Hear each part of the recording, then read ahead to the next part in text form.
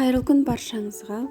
Бүгін сіздермен мен сүзбелі печеньенің авторлық рецептімен бөліскім келіп отыр. Өте жұмсақ, дәмі сондай керемет болып шығатын сүзбелі печеньені менімен бірге жасап көріңіздер. Видеоны соңына дейін қараңыздар. Өте қарапайым рецепт, тез әрі оңай жасалынады. Осылай барлық жақындарыңызды қуантып көріңіздер.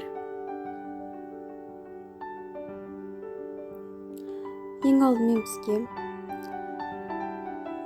сүзбемізге, яғни творогымызға жұмыртқамызды жарып, жақсылап араластырып аламыз. Содан соң сары майымызды саламыз. Сары май бізде бөлме температурасында болу керек.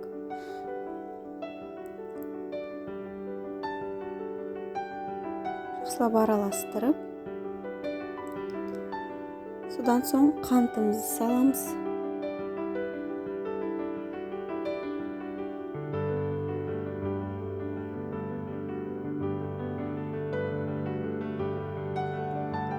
Содан соң разрыхлителімізді саламыз.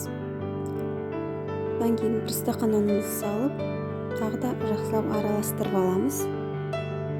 Кейін екінші стақан ұнымызды салып араластырамыз. Содан соң жарты стақан ұнымызды салып, тағы да араластырып аламыз.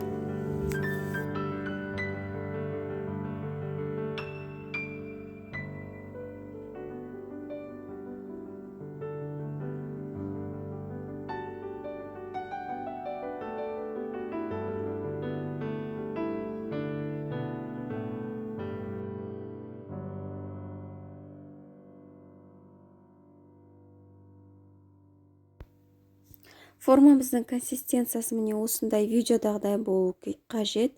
Қою әрі жабысқақ болып шығады.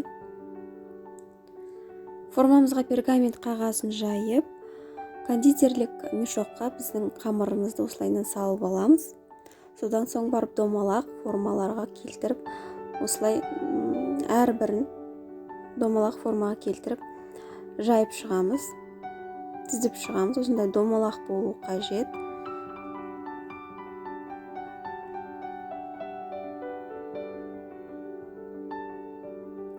Аралары міндетті түрде ашық болу қажет, себебі піскен кезде ол жайылады, формасы үлкейеді және биіктігі отырады.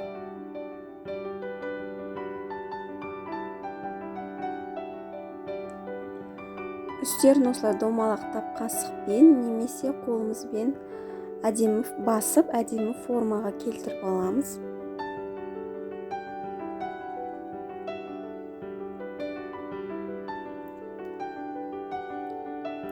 Алдын ала қыздырып тұрған 180 градусқа 20 минутқа қоямыз. Міне біздің печеньеларымыз дайын болды. Осылай қызарып, әдемі болып шығады. Осылай ыдысымызға салып аламыз.